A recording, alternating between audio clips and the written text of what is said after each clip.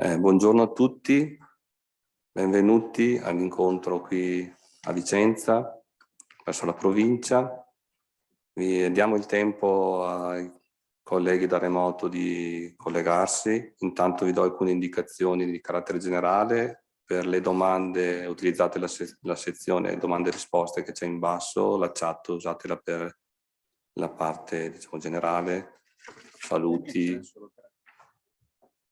eccetera.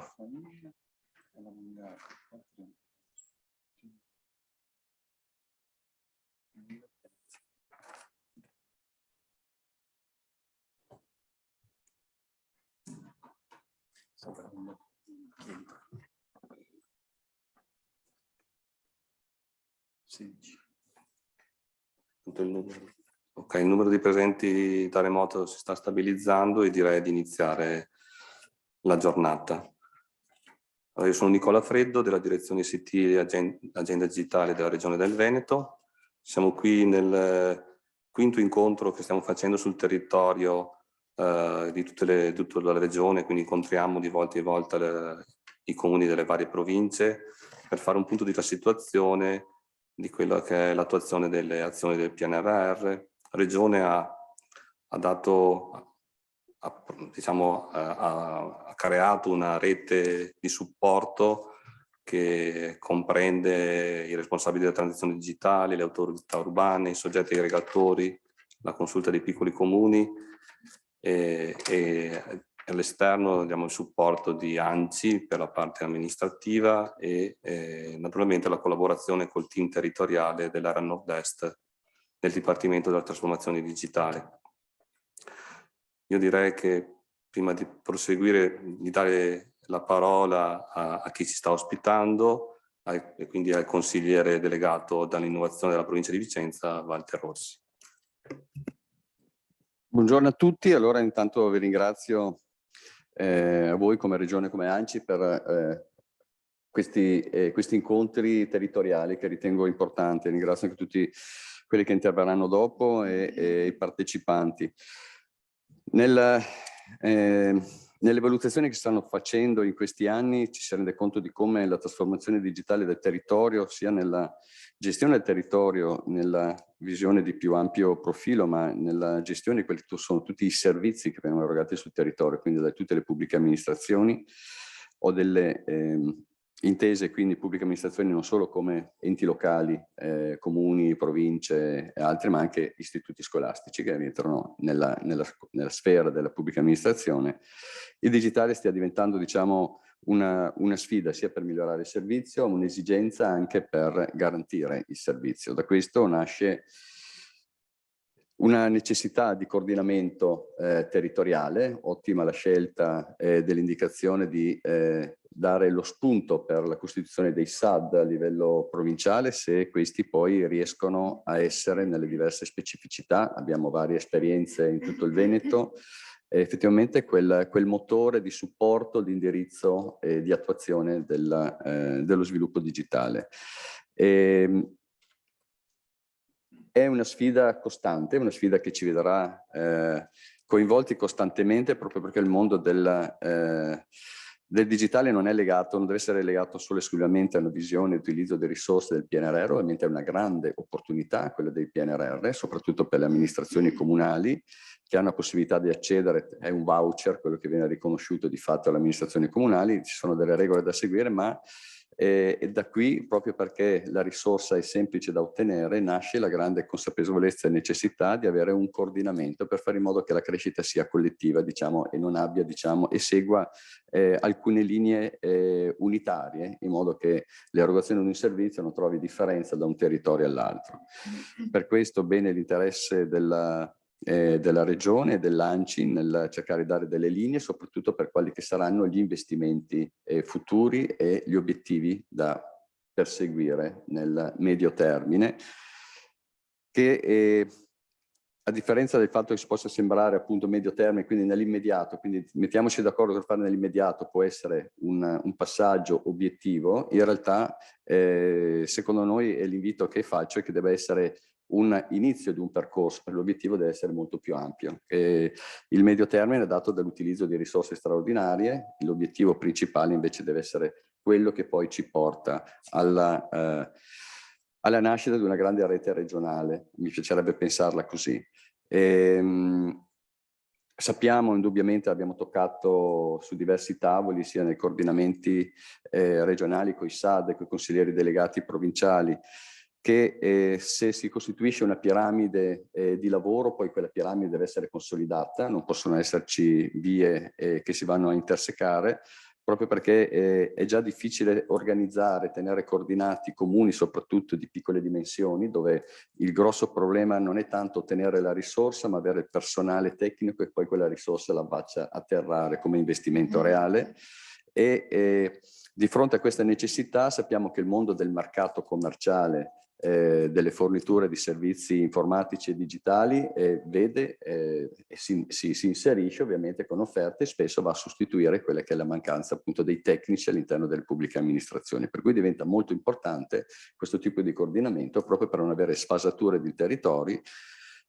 Posso portare delle esperienze, non le cito tutte, ma riscontrate proprio nell'ottica del lavoro di coordinamento che come SAD di provincia di Vicenza abbiamo fatto con le pubbliche amministrazioni, dove prodotti acquistati da enti locali, venduti come la panacea dei mali e quant'altro, porta a isolare più il comune che non dargli la possibilità di rimanere in rete con altri. Quindi il tema delle certificazioni dei prodotti, il tema di quelli che sono il rispetto delle linee nazionali della transazione digitale sono fulcro importanti col quale noi come provincia di Vicenza ci stiamo impegnando ormai da qualche anno e ottenendo anche qualche bel risultato che intendiamo portare avanti. Abbiamo la fortuna di avere una struttura tecnica all'interno del nostro SAD, che è una società in house, quindi lavoriamo veramente all'interno di un contesto di pubblica amministrazione, struttura super certificata da questo, e quindi in grado anche di dare quel supporto che oggi probabilmente in alcune amministrazioni, non per involontà da parte dell'amministratore, ma per dimensione strutturale, a volte si creano delle problematiche. Quindi auspico veramente questo l'inizio di un percorso proficuo. Grazie Matteo Rossi. Ha toccato tutti quei punti che sono del progetto regionale in maniera molto chiara. È quello che cerchiamo di fare tutte le volte che facciamo incontri con il territorio, sia per aumentare le competenze digitali per coloro che non ne hanno abbastanza, sia che i progetti regionali vanno sempre per un'integrazione applicativa, cioè di fare in modo che tutte gli investimenti abbiano anche un disegno coordinato, orientato ad un obiettivo che va oltre il PNRR. La Regione del Veneto, tutti gli interventi che ha fatto, che ha fatto nel tempo, che sta facendo e anche promuoverà e finanzierà in futuro, sono quelli per avere un'infrastruttura, come dicevate prima, omogenea su tutto il territorio, che i servizi siano erogati con la stessa qualità in qualunque punto della regione, dal comune piccolo al comune grande. Il rischio è che questa nuova ondata, nuova in realtà, la prima ondata di soldi per investire nel digitale porti i comuni a pensare di poter fare tutto da soli. Però sappiamo tutti che le competenze non si acquistano, le risorse umane si possono pagare ma non certo col PNRR, le risorse economiche del PNRR sono finite, nel senso che non sono per un momento preciso e non sono poi non saranno disponibili nel lungo periodo, e quindi c'è anche un problema di sostenibilità. Regione Veneto con i suoi progetti propone un'idea che è modulabile, non è necessario aderire in maniera completa a tutto, cerca anche di collaborare con le aziende ICT, facciamo una serie di eventi, ne abbiamo fatti almeno 6 con aziende locali, il prossimo, il 27, con PIA Digitale, per fare in modo di affiancare i comuni, anche dei partner tecnologici che vanno oltre la Regione del Veneto, le in-house, quindi anche qui integrazione con il mercato, in collaborazione, quindi non in alternativa, in sostituzione, ma collaborazione. quindi tutte le cose che sono state dette sono proprio in linea con i progetti regionali, e mi fa piacere insomma che anche la parte politica abbia in qualche modo assimilato tutti questi concetti, che è una cosa importante. Molte volte noi diciamo c'è una parte, sono i tecnici e poi non c'è la parte politica che ci segue. In realtà ormai i temi mi sembra che siano stati ben approfonditi, e ne approfitto anche a questo punto di passare la parola al nuovo assessore alla digitalizzazione e innovazione del Comune di Vicenza, che è qui con noi, Leonardo Nicolai, così insomma può anche dare la sua visione per il Comune, che è comunque un partner di lungo periodo con Regione Veneto. Grazie. Grazie mille a tutti e a tutte dell'invito, anche un po' rocambolesco, perché siamo stati eletti un mese fa, e quando ho detto no, ma ci tengo ad esserci, ma anche come uditore, dopo Lorenzo mi ha chiamato e mi ha detto no, ma voglio farti parlare. Io ho detto ma io sto ancora imparando, ma al di là delle battute, no, io ci tenevo comunque a ringraziare che, visto che anch'io sto imparando, anche il Comune sta imparando, che ci siano dei partner come la provincia, la regione e il Dipartimento per la trasformazione digitale, che supportino dopo l'impegno quotidiano, che oltretutto valica anche la politica, perché la politica ogni tot cambia, come abbiamo visto, però i lavori rimangono, insomma, e devono essere portati avanti indipendentemente da chi c'è. Però io ci tengo a dare rilevanza alla scelta dell'amministrazione vicentina, che per la prima volta ha preso tutti quegli assessorati che erano l'ultima della fila, innovazione compresa, che troppo spesso è stata vista come una cosa più interna, e ha voluto il sindaco Possamai dare una rilevanza tale da dargli un assessorato ad hoc. Questo, quando me l'ha proposto, gli ho detto sì, però dammi anche il budget, però, perché è troppo facile dire facciamo il sindaco Orsi sa bene che è facile dare delle belle immagini, delle belle prospettive. Adesso vediamo se sarà conseguente dopo, ma io non ho dubbi che andremo verso quella direzione, perché appunto come diceva il sindaco Orsi, la trasformazione digitale insomma è centrale per i servizi, ma anche non solo, per la società del domani. Cioè, se no, il nostro obiettivo è di una società più giusta e più equa, non possiamo prescindere dall'investimento nell'innovazione, insomma. E per questo anche, al di là dopo del Comune di Vicenza, mi lego a quello che è stato appena detto, e l'ho detto proprio pochi minuti fa anche, l'interesse è andare su una prospettiva provinciale verso poi essere partner affidabili e solidi di una rete regionale. Questo l'ha detto anche il sindaco il primo giorno quando ha parlato di Grande Vicenza. Spesso è facile pensarla, le infrastrutture, Grande Vicenza, per così pensiamo le strade insieme, e non dobbiamo fare queste strade che passano all'interno dei confini per non fare progetti condivisi, ma per me invece vuol dire anche ragionare sul digitale insieme, sull'innovazione insieme, perché sennò il rischio che troppo spesso anche, e qua faccio un'autocritica alla provincia, è che ragioniamo per piccoli spot e dopo sono tutti bravissimi ma sono tutti divisi. Allora preferisco avere tanti spot bravissimi uniti, ecco, perché così potremmo davvero anche guardare oltre la regione insieme dopo. Ecco, io ci tenevo a ringraziarvi davvero. Io vi dico già che non riuscirò a fermarmi tutto il tempo, perché come potete immaginare i primi mesi siamo soverchiati di incontri e quant'altro, però ecco, ci tenevo davvero, avevo detto a Lorenzo, ad esserci, perché per me è fondamentale che la politica ci sia. No, troppo spesso l'innovazione è vista come una cosa di tecnici. La politica dà direzione, la tecnica realizza, senza una delle due cose non c'è una prospettiva, ecco, quindi ci tenevo ad esserci e ci terrò ad esserci anche con più serenità e calma le prossime volte. Grazie. Grazie mille, ne approfitto anche per dire che c'è la consulta dell'innovazione, che è un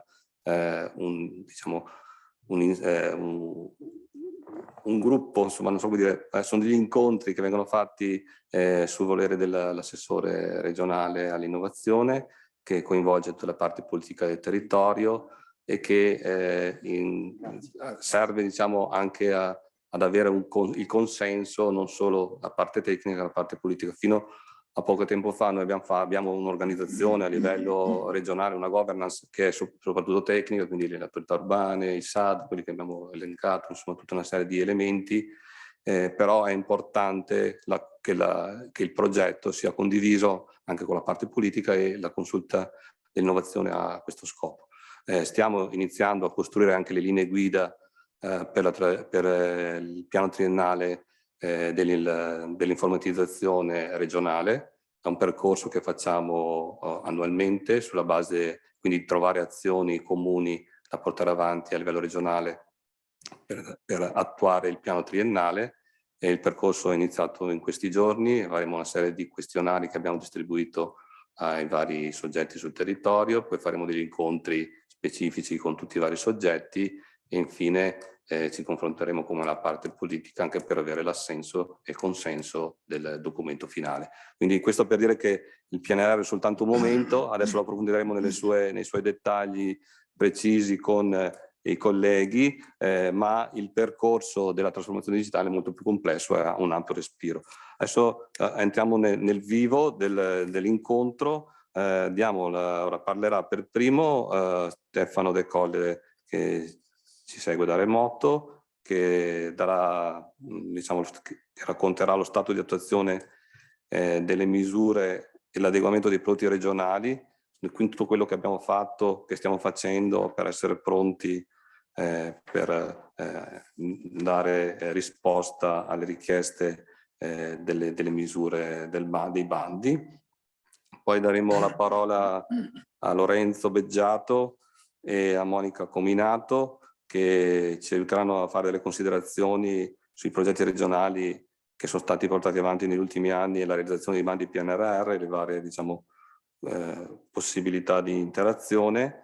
E poi daremo la parola al Dipartimento, che ci farà una panoramica specifica sulla provincia di Vicenza e poi darà delle indicazioni di carattere sulle singole misure, sulle novità e sui passi successivi come attuarli. Dopodiché daremo spazio alle domande e daremo anche gli interventi ai presenti e a chi da remoto. Nel frattempo ne approfitto anche per salutare l'amministratore delegato di Poggio Tecnologia, Laura Locci, che è qui con noi, e poi gli daremo anche spazio nella parte finale per dare anche per sentire anche da parte sua quali sono, insomma, le situazioni che ci sono nel territorio, eventualmente problematiche, che se possiamo risolverle o comunque collaborare a poterle ridurre.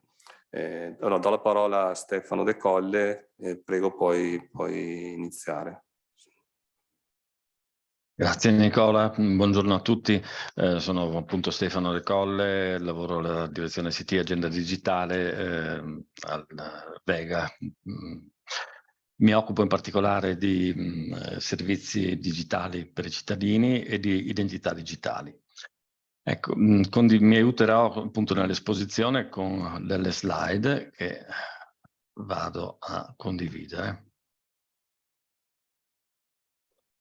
Ecco, spero stiate già vedendo appunto Tutto a posto. Tutto a posto, ottimo, grazie.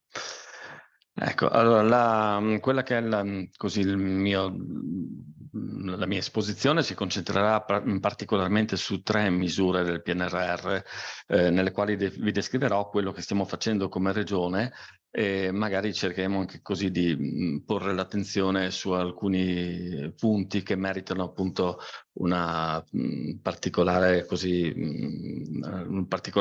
attenzione proprio in considerazione di diversi fattori che derivano appunto sia da aspetti di carattere tecnologico, ma come è stato molto ben esposto appunto da chi mi ha preceduto, anche in quella che è poi una prospettiva appunto di futura di operatività che veda nel PNRR un'opportunità di partenza in una direzione che sia una direzione a lungo termine, per fare squadra, per fare rete, per costituire appunto un contesto di interoperabilità applicativa, di integrazione, di apertura che consenta appunto alle amministrazioni di affrontare con serenità, ma direi anche con una certa autonomia poi decisionale e di movimento il proprio percorso in sinergia, come si diceva appunto, con le istituzioni sovracomunali. Ecco, allora dal punto di vista delle misure che andremo a considerare, partiamo con la 141. La 141 è in qualche maniera quella che sta vedendo un'attenzione, direi spiccatamente, insomma, attiva e particolare da parte regionale. Perché? Ma perché stiamo già agendo diverse cose che sono al di là del PNRR, ma che si incastonano benissimo proprio in questo puzzle di azioni volte appunto alla crescita e a quello che è lo sviluppo digitale delle pubbliche amministrazioni. Beh, innanzitutto nel contesto appunto della 141, Regione del Veneto già da tempo mette a disposizione degli zoccoli duri, degli strumenti che consentano a tutte le amministrazioni, dalle più piccole alle più grandi, di poter disporre di quelli che noi chiamiamo dei livelli essenziali di diritti digitali che non vadano in qualche modo a penalizzare il cittadino che risiede in un ente di piccole dimensioni rispetto al cittadino che risiede in un ente che magari vuoi perché è più grande, vuoi perché ha un contesto economico differente, magari ha una maggior possibilità di azione e di proposizione in termini di servizi di sviluppo digitali verso i propri cittadini. Ecco, da questo punto di vista noi appunto per quanto concerne uno di questi servizi digitali mettiamo già a disposizione quello che è il portale, quindi il portale della città, il portale che in qualche maniera interagisce poi in termini informativi verso i propri cittadini, e abbiamo iniziato a mettere a disposizione non soltanto in maniera autonoma, centralistica, non so come definirlo, ma soprattutto con una collaborazione stretta con il territorio, qui il riferimento o l'anticipazione a quello che poi diranno altre persone che mi seguiranno, a quello che sono stati appunto i lavori del SAD, quindi il SAD, in questo caso il SAD di Vicenza, nel contesto del bando Agire la cittadinanza digitale, è un qualcosa appunto che ha creato determinate basi e che ora per certi versi ci torneranno, mi verrebbe da dire, utili anche appunto nel prosieguo, nella messa a terra dell'azione 141. Ecco, da questo punto di vista, quindi Regione del Veneto che cosa sta facendo? Beh, ha già iniziato un'azione di investimento importante per migrare tutta la piattaforma MyPortal da ambiente on-premise ad ambiente on-cloud. Quindi il nostro obiettivo è da qui a circa 2 mesi e mezzo, di riuscire a portare appunto tutto l'ambito MyPortal, partendo dall'attuale versione MyPortal da on-premise a on-cloud, per poi consentire immediatamente appunto di mettere a terra agli enti che desideranno perseguire la 141 con in qualche maniera fruendo di quello che è la proposta di base regionale. Dico proposta di base perché poi questa dovrà essere senz'altro in qualche modo supportata dalle aziende del territorio, dai propri enti, per riuscire a collocare proprio quella proposta che Regione mette a disposizione in maniera direi aderente a quella che è l'organizzazione dell'ente stesso. Bene, questo noi lo porteremo appunto in cloud da qui a circa 2 mesi e mezzo. Quindi vi ho già detto sostanzialmente che stiamo in maniera implicita procedendo da quella che è l'attività di aggiornamento della versione MyPortal dalla 3 alla 3.1, che recepisce, la 3.1, le ultime linee guida di Developers Italia. Regione del Veneto inoltre mette a disposizione appunto, si mette a fianco appunto degli enti del territorio veneto e dei partner tecnologici di questi enti, proprio proponendo questa nuova versione di MyPortal 3.1 per fare in modo sostanzialmente che, come si accennava prima, che ci sia un'uniformità nella diffusione di strumenti che ben si omogeneino anche a quelle che sono delle linee guida che di per sé stanno dettando, insomma, degli orientamenti molto omogenei nell'esposizione dei contenuti e nel reperimento dei contenuti da parte dei cittadini. Ecco, fatta questa veloce anticipazione, mi concentrerei un po' di più su quelle che sono proprio le due azioni principali che caratterizzano la 141, ovvero cittadino informato e cittadino attivo. Beh, per quanto riguarda cittadino informato, a che punto siamo? Beh, innanzitutto, come vi dicevo, la versione 3.1 c'è, è quasi completamente sviluppata, è già stata presentata ai colleghi del Dipartimento per una visione, per una valutazione così preliminare, e ha ottenuto sostanzialmente un ok, nel senso che è in linea con quelle che sono appunto le linee guida. E non solo, per chi lo volesse, mi riferisco quindi agli enti e ai loro partner tecnologici, siamo in grado di mettere a disposizione una versione ancora direi in beta, non definitiva al 100%, ma comunque una versione che non è un mock-up, è proprio una versione fruibile sulla quale gli enti possono andare ad effettuare dei test, delle verifiche, delle simulazioni e quant'altro. L'abbiamo contestualizzata appunto in un contesto di test, non in un contesto di produzione, quindi tutto quello che verrà agito all'interno di questo contesto resterà in un mero contesto di test, appunto, e quindi non verrà poi migrato in quella che sarà poi l'impianto vero e proprio dell'ente nel momento in cui si dovrà appunto portare il tutto in produzione. Da questo punto di vista mi sento di accennare ad un fatto che in qualche modo collega il PNRR a quella che è stata una premessa di lavoro fatta assieme, in particolare assieme al SAD.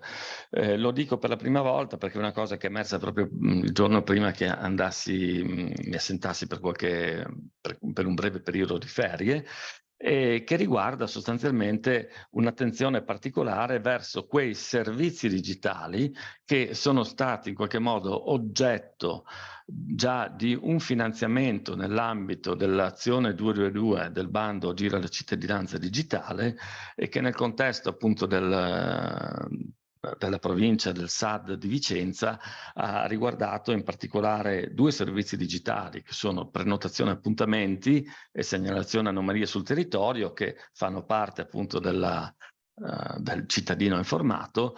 Ecco, pongo l'attenzione su questi due servizi in particolare per indicare che cosa? Per suggerire di verificare molto molto bene che non vi siano contesti di come posso dire, di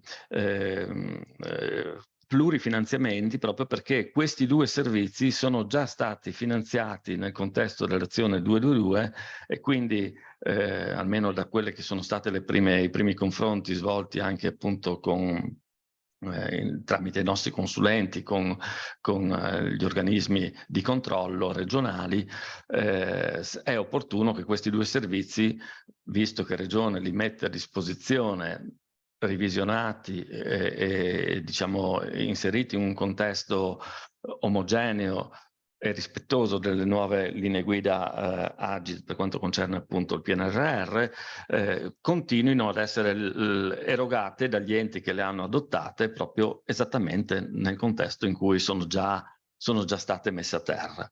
Ecco, questo non significa che l'ente non è libero di scegliere quello che vuole sostanzialmente, deve valutare appunto che non ci siano effettivamente questi vincoli in più, che appunto non ho avuto modo di approfondire sufficientemente perché poi mi sono assentato qualche giorno per ferie, ma che ho desiderato comunque attenzionare nel contesto di questa presentazione perché sono cose assolutamente da non sottovalutare.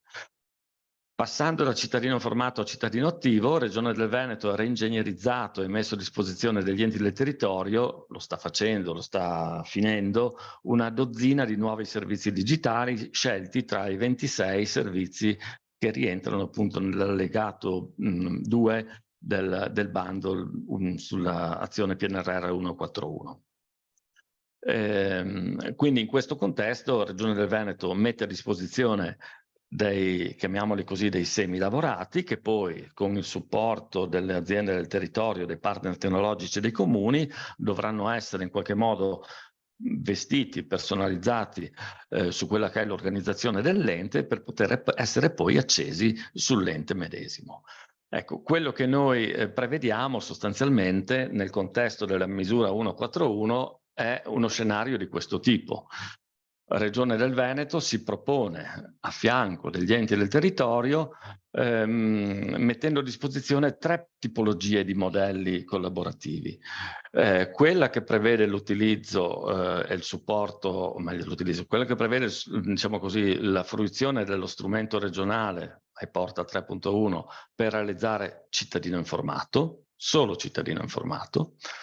Il secondo modello è quello che prevede appunto di utilizzare quello che Regione mette a disposizione assieme sempre ai propri partner per l'attuazione del cittadino attivo, solo cittadino attivo, e il terzo modello invece è quello che prevede di fruire sia di cittadino attivo che di cittadino informato con gli strumenti di base messi a disposizione da Regione proprio per cogliere gli obiettivi del PNRR stesso.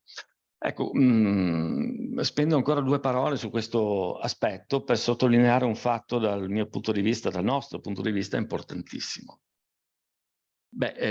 Quando Regione ha scelto, così ha riflettuto su quale strategia adottare per essere a fianco degli enti locali nel cogliere gli obiettivi appunto della 141, ha fatto un ragionamento di questo tipo più o meno. Ha detto: bene, noi vogliamo essere a fianco degli enti, vogliamo però mettere a disposizione degli strumenti che possano andare bene per il piccolo ente e l'ente medio o grande. Saranno degli strumenti di base, quindi non saranno degli strumenti sofisticatissimi, ma che, ripeto, daranno a tutti pari dignità e permetteranno anche al cittadino dell'ente di poche centinaia di abitanti di riuscire a fruire di servizi digitali parimenti all'ente di grandi dimensioni. E l'altra cosa, dobbiamo, dal nostro punto di vista, magari andare in qualche modo a definire quelle regole che in questo momento non sono così chiare. Mi riferisco soprattutto a una considerazione di questo tipo. Per noi è abbastanza naturale che all'interno di un medesimo ente possano convivere attori differenti che mettano a disposizione dei servizi digitali diversificati tra loro. Quindi per noi è normale pensare a situazioni nelle quali magari ci sono una grande mole di servizi digitali che in qualche modo si inseriscono in un contesto armonioso, diciamo così, con quello che è tutto l'ambito dei gestionali, quindi dei documentali, dei gestionali ad uso interno all'azienda, al comune, scusate, che tipicamente sono appunto soluzioni sviluppate da terze parti. Ma è altrettanto normale che magari ci siano delle piccole verticalizzazioni sviluppate da aziende di piccole dimensioni che necessitano per forza di cose di dover di esporre quei servizi in quel contesto omogeneo, univoco, che mette a terra tutti i servizi digitali dell'ente in un'unica area personale del cittadino, parimenti appunto all'azienda di grandi dimensioni. Allo stesso modo, per noi è abbastanza naturale che, vuoi perché Regione del Veneto mette a disposizione un certo numero di servizi di base, vuoi perché ci sono enti che al loro interno hanno le capacità di sviluppo di determinati tipi di servizi, è altrettanto normale quindi che ci siano dei servizi che nascono in ambito pubblico. Allora, quello che abbiamo fatto sostanzialmente è, più che concentrarci su un qualche cosa che dia tutto e dia così con i fiocchetti, per certi versi, abbiamo cercato di mettere a disposizione un qualche cosa che consenta oggi, subito, e di conseguenza delinei una strada a lungo termine dal nostro punto di vista molto importante, consenta di fare che cosa? Consenta di mettere a terra i servizi di chi che sia. Quindi la grossa novità che noi stiamo proponendo in questo contesto di 1.4.1 non è tanto l'aggiornamento della versione MyPortal dalla 3 alla 3.1 o la reingegnerizzazione dei servizi perché siano adeguati a quelle che sono le linee guida appunto previste per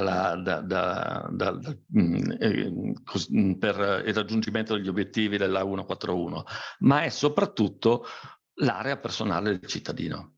Regione del Veneto ha realizzato una soluzione aperta di area personale del cittadino, che abbiamo denominato MyArea, che è fatta proprio in modo tale da poter ospitare, da poter accogliere all'interno di quest'area i front-end, ripeto, i front-end, solo i front-end, di quelli che sono i servizi digitali messi a disposizione da chi che sia.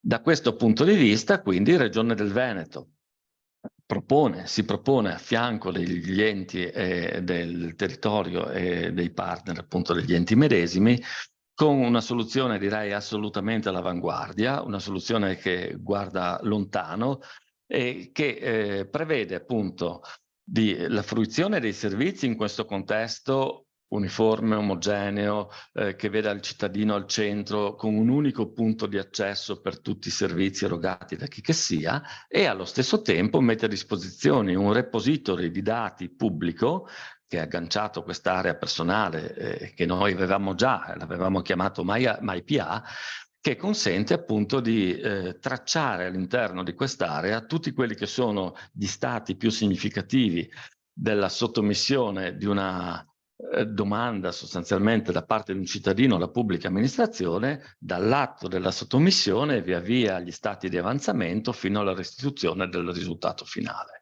Ecco, anche questo per noi è un qualche cosa che ha un valore importantissimo perché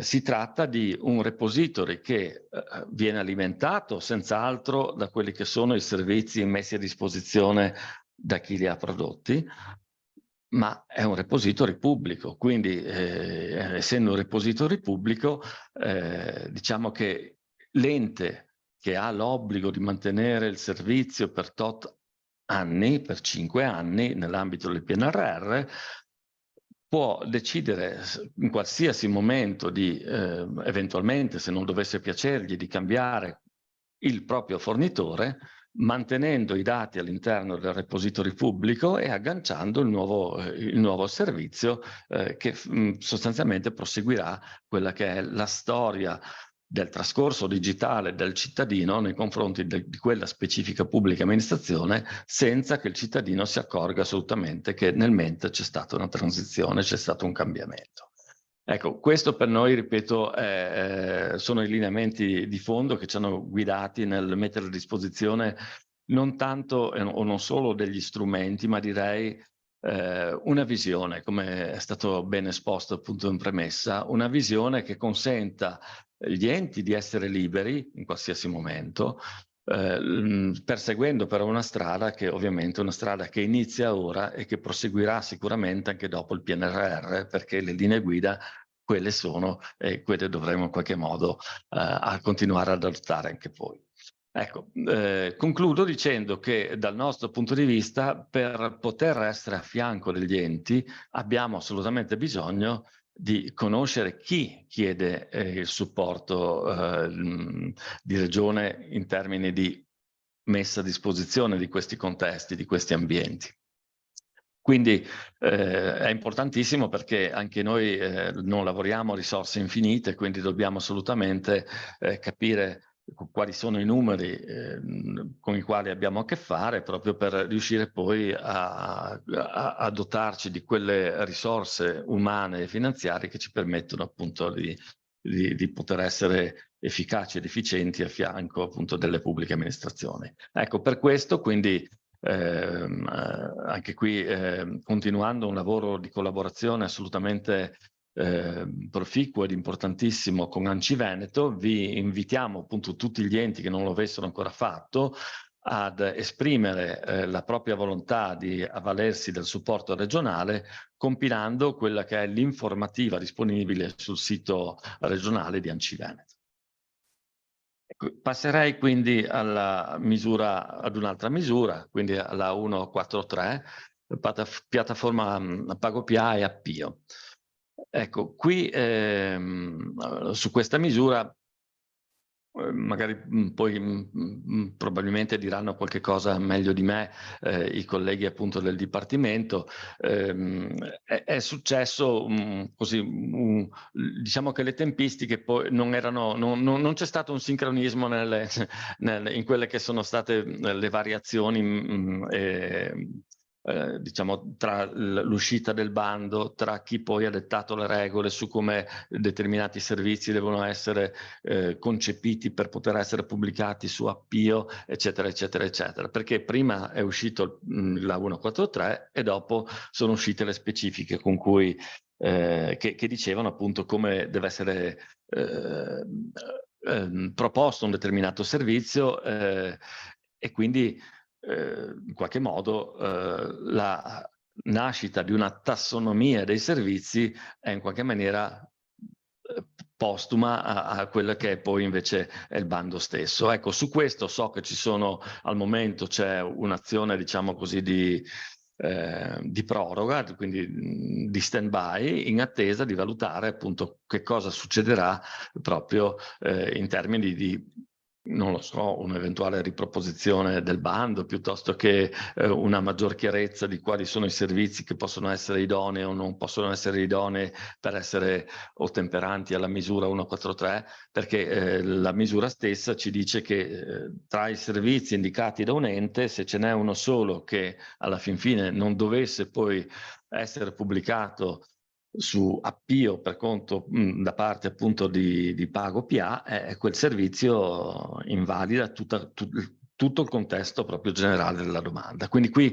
poi ripeto, vedremo come evolverà la situazione. Al momento quello che mi sento di comunicare come supporto di regione a fianco appunto degli enti e dei propri partner tecnologici, direi questo, che Regione del Veneto si propone sostanzialmente come un soggetto aggregatore nei confronti di PagoPA per conto appunto degli enti del territorio del Veneto. Quindi Regione del Veneto, così come ha già fatto nel contesto di una precedente misura, ha messo a terra 15 servizi di pagamento nel contesto appunto della app pubblica nazionale. Oggigiorno si propone appunto da soggetto intermediario tra l'ente che necessita di pubblicare 1, 2, 5, 10 servizi, quelli che sono in Appio, e PagoPA stessa. In questo momento stiamo collaborando strettamente con PagoPA appunto in quello che è l'affinamento di una possibile tassonomia di servizi, di modo da non trovarci poi in braghe di tela nel momento in cui si dovesse appunto riproporre l'elenco dei servizi che un ente vuole effettivamente portare a casa nel contesto della 143. Ecco, da questo punto di vista, quindi la prima sottolineazione è: siamo un soggetto aggregatore e quindi possiamo aggregare che cosa? I servizi, senz'altro i servizi di regione. Quindi se un ente dovesse dire io vorrei che questo servizio abbia un'estensione in termini di comunicazione, di messaggio su Appio, e quello è un servizio regionale, sia esso un servizio di pagamento piuttosto che un servizio digitale tra quelli appunto che Regione mette a disposizione, ecco, noi possiamo assolutamente supportare l'ente in questo, assieme appunto al partner dell'ente stesso. Ma non solo, mettiamo a disposizione anche una funzionalità che si chiama My Notification Hub, che permette agli enti del territorio e ai loro partner di integrare eventualmente comunicazioni che nascono su un'applicazione non regionale per fluire e per depositare appunto quello che è poi il corrispondente messaggio all'interno del servizio in appio che noi, ripeto, sempre in un ruolo di soggetto aggregatore, siamo in grado di generare, di creare e di mettere a disposizione dell'ente e del partner tecnologico che lo supporta. Non entro nei dettagli tecnici, il discorso comunque è molto semplice, a fronte appunto di una codifica del tipo codice ente, codice dell'applicazione, restituiamo una coppia di valori, client ID e client secret, che permette all'applicazione di dialogare appunto con il corrispondente servizio su Appio. L'ultima cosa, l'ultima misura della quale vorrei dirvi due parole riguarda la 144. La 144 riguarda appunto l'estensione dell'utilizzo delle identità digitali SPID-CIE. Qual è la situazione che in qualche modo ha visto presente la Regione del Veneto a fianco di molti enti del territorio, sempre con i loro partner? È una situazione di questo tipo. Moltissimi enti già, dico moltissimi perché moltissimi enti utilizzano prodotti regionali come MyPay, come Vivipass, come MyPortal, che già da tempo consentono al cittadino di autenticarsi fruendo di quello che è il gateway di identità regionale che si chiama MyID. Quindi Regione del Veneto è già da tempo che, soprattutto prima in ambito di riconoscimento dell'identità digitale del cittadino con identità SPID, eroga questo tipo di servizio proprio nei confronti degli enti del territorio. Bene, cosa è successo? Che dopo il febbraio 2020 e in particolare a partire dal 1° marzo 2021, Regione del Veneto ha integrato in questo gateway di identità regionale anche il pulsante Entra con CIE. Quindi in questo momento il gateway di identità regionale MyID, che ripeto è nativamente integrato in tutte le applicazioni regionali per il riconoscimento del cittadino e non solo, anche per il riconoscimento degli operatori del territorio. Bene, questo sostanzialmente, questo gateway di identità prevede nei confronti della 144 una situazione di questo tipo. Prima del febbraio 2020 il cittadino che fruiva appunto di un prodotto regionale piuttosto che di un prodotto dell'ente che agganciava MyID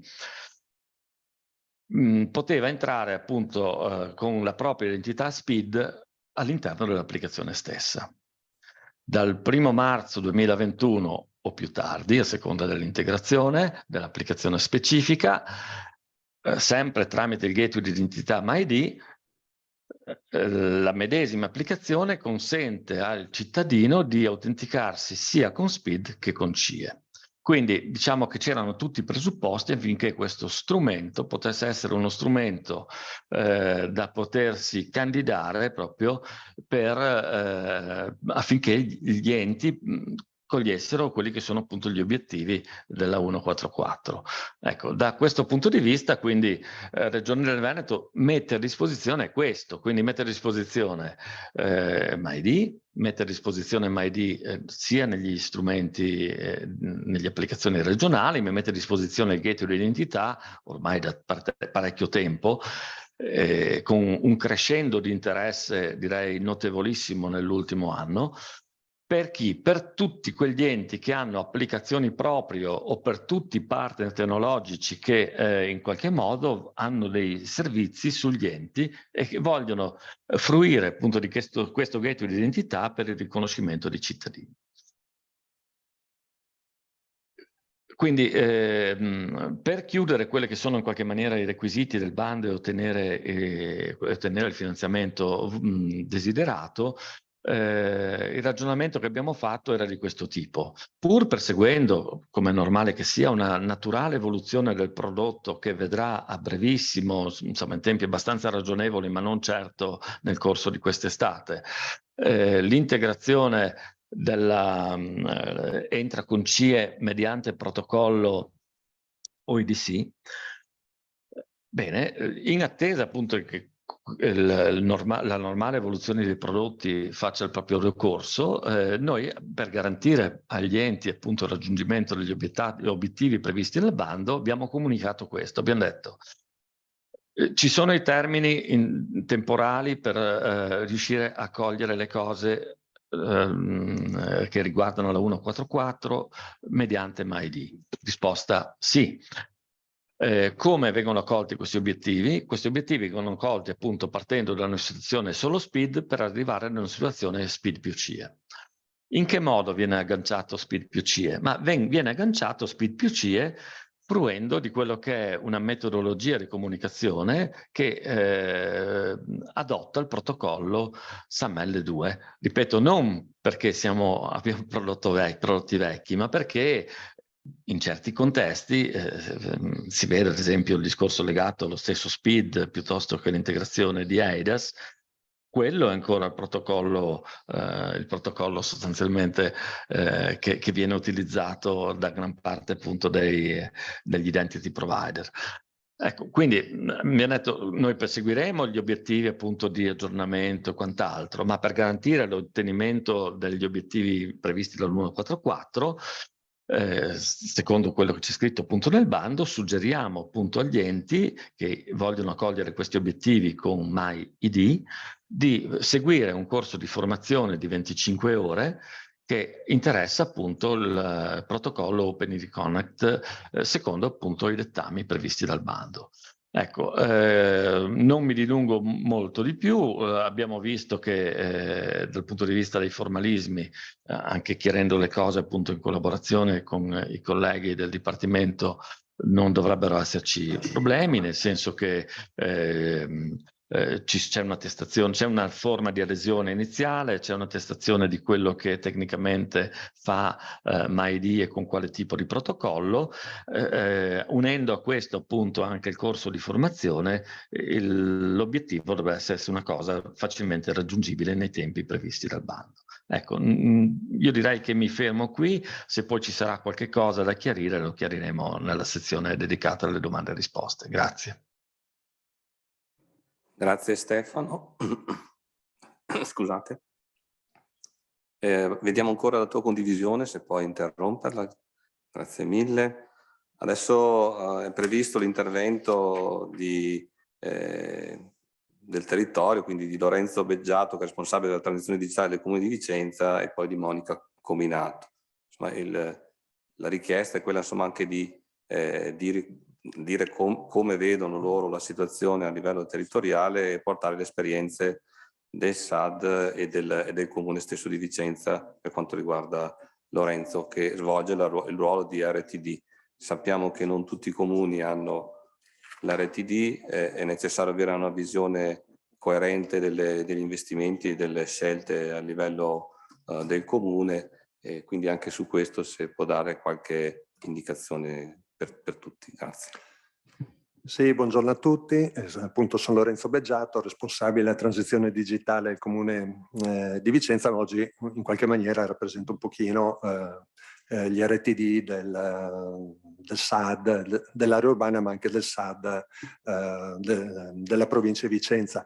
Alcune considerazioni abbastanza veloci in verità sull'impatto che il PNRR ha avuto rispetto a tutta la programmazione in ambito digitale che i comuni grandi e piccoli e in forme e in misure diverse avevano già intrapreso negli anni negli anni passati. Chiaramente PNRR ha avuto un impatto dirompente, c'è poco da dire. Ha avuto un impatto dirompente sia rispetto alla programmazione che era stata intrapresa dagli enti insieme con la Regione, ma anche nella programmazione sui temi del digitale in senso generale. Perché ha avuto un impatto dirompente? Beh, è facile spiegarlo. I comuni si sono visti dare la possibilità di accedere a un fondo che per entità e per modalità non avevano mai potuto accedere prima. Questo finanziamento lump sum sostanzialmente cosa ha fatto? Ha spinto tutte le amministrazioni a correre ad aderire ai bandi PNRR. No? Tutti quanti noi abbiamo avuto una forte pressione, ma noi stessi ce la siamo data autonomamente per andare a rispondere ormai più di un anno fa e poi in tutti gli ultimi mesi ai vari bandi che sono usciti.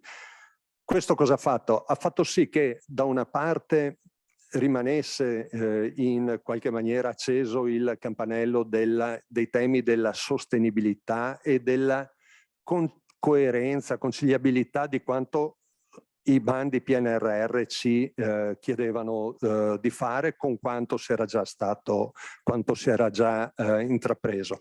Però diciamo un po' l'esigenza di aderire ai bandi prima che i plafond si esaurissero, ha fatto sì che queste problematiche venissero in qualche maniera, si fosse coscienti, ma si diceva le teniamo un attimo lì, le affronteremo strada facendo.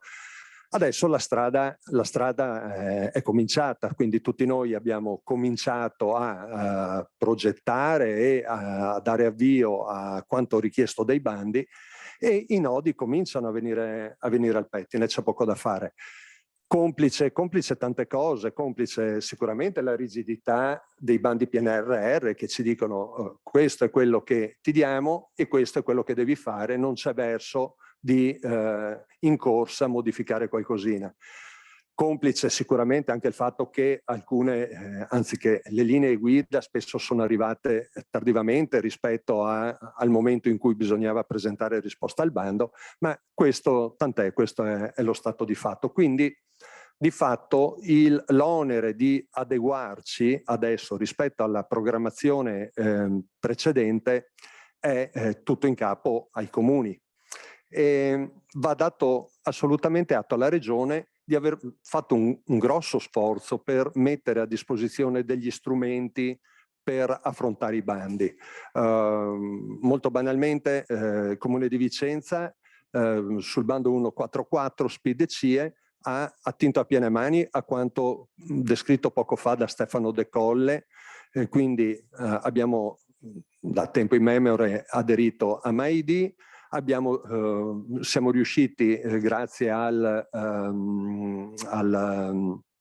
corso messo a disposizione da ANCI di fare il corso su OpenID Connect e quindi se si è concluso positivamente, sono conclusi positivamente le convenzioni tra Regione Veneto e Istituto Poligrafico e Zecca dello Stato, noi a tutti gli effetti venerdì pensiamo di chiudere quel bando lì e quindi poter andare in asseverazione con il primo bando, certamente non quello più impattante, perché è chiaro che quello più impattante è il bando 141, quello che prevede servizi al cittadino. Il PNRR, ma il CAD lo dice chiaramente, il punto di accesso ai servizi deve essere unico.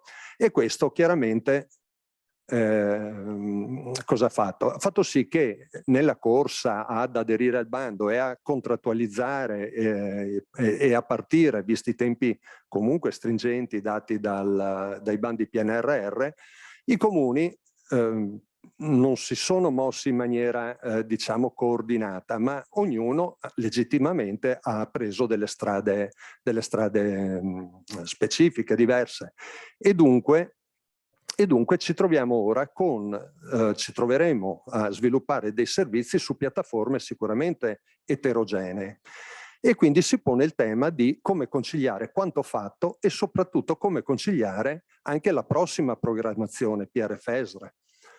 In questo senso siamo proprio in questa fase, in un momento di concertazione con la Regione su i contenuti della strategia, ad esempio per quanto riguarda la SISUS, e evidentemente qui, pur provando a fare un'attività di coordinamento tra le diverse aree urbane, non si parte più da una situazione comunque omogenea di 5-6 anni fa, quando è partita la vecchia programmazione, ma si parte da una situazione assolutamente eterogenea, dove i comuni avranno i propri fornitori e utilizzeranno strumenti e piattaforme diverse, alcuni utilizzando le piattaforme messe a disposizione da Regione, MyPortal 3.1, altri utilizzando, tra cui il Comune di Vicenza, utilizzando altre soluzioni.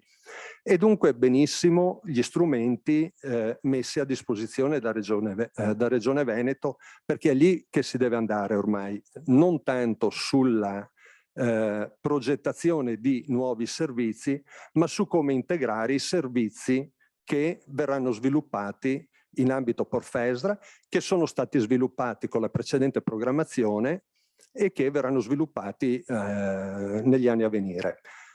E rimane però il grosso tema, e qui riprendo uno stimolo che non è mio, ma che sposo totalmente, del collega di Padova, Luca Dainese, nell'intervento di un paio di settimane fa che ha fatto in un incontro, nello stesso incontro in provincia di Padova. Noi nella programmazione PRFESR, come area urbana di Vicenza, necessariamente non abbiamo indicato nuovi servizi da sviluppare in MyPortal per i motivi che ho brevemente espresso prima, ma abbiamo parlato di integrazione. La Regione Veneto, in maniera assolutamente lodevole, sta sviluppando strumenti che possono permettere l'integrazione e che in qualche maniera sono molto importanti, perché svincolano il rischio, i comuni dal rischio di rimanere imbrigliati in questa frenesia di accedere ai fondi PNRR, di rimanere imbrigliati vita natural durante con un unico fornitore. Ma c'è un ma in tutto questo: è fondamentale che non venga delegato, ed è qui che riprendo quanto già esortato da Luca Dainese 15-20 giorni fa, non può essere demandato ai SAD e alle aree urbane, per quanto strutturati, lo sviluppo degli strumenti di integrazione. Ok, va assolutamente ridotta la catena di fornitura rispetto alle esperienze anche passate, e i fondi che eventualmente verranno erogati nelle prossime progettazioni, che siano bandi a gire, che siano MyCity 2.0, MyData 2.0, dovranno essere finalizzati ai comuni per configurare gli strumenti di integrazione rispetto alle piattaforme di punti di accessi unici auspicabili messi in campo da Regione. Ecco, questo è un pochino la sintesi delle mie considerazioni. Grazie Lorenzo. Insomma, il tema dell'integrazione è un tema importante, e io vorrei ricordare che anche chi fa scelte diverse da quelle proposte da Regione Veneto non può esimersi da valutare questa necessità, anche alla luce delle API che verranno poi messe a disposizione con la piattaforma nuova a livello nazionale e così via. Cioè, pensare, non tener conto della necessità di integrare i vari sistemi, le varie procedure che ci sono a livello di un singolo comune, ma immaginare che questo ce le possa risolvere un unico soggetto, credo che sia un grosso errore, quindi tenetelo presente sia nelle forniture, nei contratti e in tutti i rapporti che fate con i fornitori. Do la parola a Monica Cominato, che ci dirà anche la sua per quanto riguarda i SAD. La Regione fa uno sforzo insomma, di poter dare a tutti degli strumenti, ma da sola la Regione non ce la fa, quindi ha bisogno anche del rapporto e della collaborazione degli enti del territorio, cercando di organizzarli in raggruppamenti più o meno complessi, ma senza la collaborazione con il territorio non andiamo da nessuna parte. Fatta questa introduzione, Monica, puoi partire. Buongiorno a tutti. Allora, Monica Cominato, sono la funzionario del Servizio Sistemi Informativi della provincia e referente del SAD di Vicenza. Cercherò di essere più veloce possibile, parto però da, come dire, la piccola storia, la breve storia ma importante storia del SAD di Vicenza, che vede come momento principale, momento importante, questo è l'adesione al bando Agire, che appunto di cui anche è stato fatto cenno in maniera importante da Stefano, da Lorenzo, da chi mi ha preceduto. Allora, come SAD abbiamo partecipato al bando Agire, abbiamo avuto una adesione di enti di circa 50 comuni, l'ente capofila il comune di Schio, e abbiamo realizzato 3 linee di intervento che erano previste, quelle per il consolidamento dei data center dei comuni dell'aggregazione verso il data center del SAD, che abbiamo scelto fosse quello di Pasubio Tecnologia. Abbiamo messo a disposizione dei servizi online. Su questo particolare intervento la provincia di Vicenza ha fatto un po' da riferimento per tutto il SAD, e poi abbiamo fatto interventi per l'interoperabilità tra banche dati. Il SAD di Vicenza ha come componenti, voi sapete, la provincia, ente capofila, il comune di Vicenza, l'ente capoluogo e l'ente strumentale Pasubio Tecnologia. Nel corso, da quando è nato il SAD dal 2019, questo raggruppamento, queste 3 istituzioni hanno lavorato con grande entusiasmo e soprattutto con grande collaborazione, spirito di collaborazione, e grazie soprattutto al Comune di Vicenza e a Pasubio Tecnologia, noi come provincia ci siamo resi conto di quanto fosse importante e strategico essere vicini al territorio e rispondere alle necessità dei comuni che sono in difficoltà. Per tanti motivi sono in difficoltà, in particolare per quanto riguarda la carenza di risorse umane. E quindi il tema nostro, il nostro mantra era quello di, soprattutto per l'azione 2.2 di Agire, quello di mettere a disposizione dei cittadini attraverso i loro comuni servizi online efficienti ed utili, che però al tempo stesso garantissero una maggiore fluidità, una maggiore semplicità nelle attività di back office da parte degli operatori dei comuni, perché se no non se ne esce. Cioè, se si offrono servizi molto efficienti, dall'altro lato, al lato comunale, ci sono i servizi e quindi le procedure online sono complesse e difficoltose, il problema non si risolve. Quindi con la pubblicazione dei primi bandi PNRR, come SAD ci siamo domandati quali potessero essere i supporti, quale potrebbe essere l'aiuto e il supporto che potevamo mettere in campo per i comuni, e l'esperienza del bando Agire è stato un banco di prova proprio per la disponibilità e quindi l'aver fatto gruppo e aggregazione fra di noi. E quindi come SAD, come provincia, abbiamo appoggiato con entusiasmo, e ringraziandoli anche, i colleghi di Pasubio Tecnologia, che hanno scelto di attivare un ufficio PNRR di informazioni, di consulenza e di supporto ai comuni del territorio vicentino. Quello che abbiamo ritenuto fosse importante era lo spirito di condivisione aperta con i comuni, nel rispetto delle effettive esigenze espresse dai comuni e dagli enti, e si sta svolgendo in maniera assolutamente trasparente. Ha fornito risposte a tutti gli enti che ne facessero richiesta, facendo le attività veramente più varie, dalla manovalanza alla consulenza vera e propria.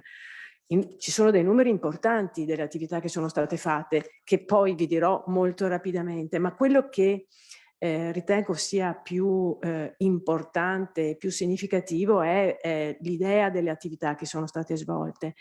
Scambio di pareri, di documenti, di interpretazione e informazioni, il che significa informazioni che poi vengono fatte circolare fra i vari comuni, chiarimenti sulle soluzioni e condivisione ed estensione dei chiarimenti a tutti i comuni che potevano avere la necessità di trovare delle soluzioni simili. E questi sono i risultati forse più significativi, più importanti, perché nella logica dello scambio, della condivisione in maniera trasparente. Poi appunto, come dicevo, sono stati affiancati i comuni prima, durante la presentazione delle domande, nella fase di contrattualizzazione, per le valutazioni tecniche sui preventivi, perché ovviamente arrivano preventivi e i comuni hanno necessità di scegliere con cognizione di causa, e anche per approfondimenti tecnici sugli obiettivi del PNRR e le eventuali soluzioni. Poi l'ufficio PNRR ha instaurato un dialogo costruttivo e continuo con il Dipartimento, con il quale ha avuto molti incontri, scambi, per chiarire i dubbi che provenivano dai comuni e individuare le buone pratiche da condividere e da proporre per lo sviluppo dei progetti. E poi analisi di documenti di progetto, degli avvisi, delle linee guida, chiarimenti, revisione dei procedimenti insieme ai comuni.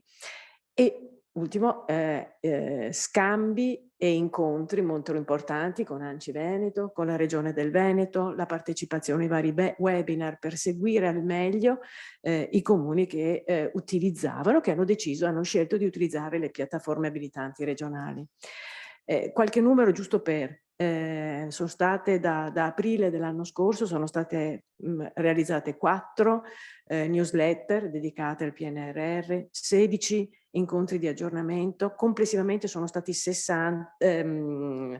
40 i comuni che sono stati seguiti, 16 documenti di approfondimento, e sono state presentate 128 domande al PNRR con l'assistenza dell'ufficio PNRR, 60 incontri unilaterali, che vuol dire un importante impiego di risorse per accompagnare in maniera, ripeto, trasparente e di condivisione con i comuni, al di là, senza ovviamente nessun ovvia ritorno, perché appunto stiamo parlando di collaborazione fra enti pubblici.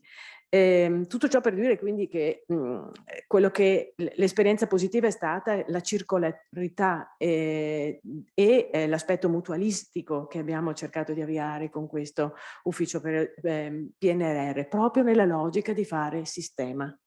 E quindi massimizzare i benefici di una gestione condivisa e partecipata di queste progettualità. Continueremo. Provincia di Vicenza, io uso noi, ma ovviamente sono Comune e Pasubio Tecnologia che hanno fatto il grosso dell'attività, però è una grande soddisfazione, siamo molto contenti e siamo sicuri che anche nel proseguo la scelta anche di individuare, di attivare dei SAD, quindi questi sensori sul territorio, sarà valorizzata da parte di Regione del Veneto, perché appunto attraverso i SAD possono avere il polso della situazione più preciso. Grazie. Grazie Monica. Io, se mi consentono i colleghi del Dipartimento e se Laura Locci vuole intervenire, gli darei la parola per perché a parte l'abbiamo citata più volte, ma poi insomma Pasuglia Tecnologia è un partner su tutte queste operazioni molto importante, tra l'altro anche una eccellenza sul territorio per quanto riguarda il cloud e anche altri servizi, e sicuramente il rapporto stretto con tutti i comuni ci può dare il polso della situazione. Insomma, ma Laura, come vedi tu la situazione al momento? Non so, sì, ecco, mi sentite? Buongiorno a tutti, insomma è per noi una grande soddisfazione essere qua come membro del SAD, la nostra società che insomma finalmente è anche partecipata sia dalla provincia che dal comune di Vicenza, quindi è sicuramente un plauso anche a questo progetto di aggregazione territoriale, aver dato la possibilità ai territori di organizzarsi. Evidentemente l'esperienza di rapporto con i comuni piccoli, medi e grandi è un valore che cerchiamo di mettere a fattor comune per tutti gli enti della provincia, indipendentemente dall'essere o meno aggregati e soci della società. E questo aspetto, parlavamo prima anche del tavolo sulla cyber security, che non è evidentemente argomento di oggi, ma che dà il senso della necessità dei territori di trovare risposte e competenze. Le risorse umane sono la criticità degli enti locali, in realtà abbiamo capito essere una grave difficoltà per tutto il mondo del lavoro.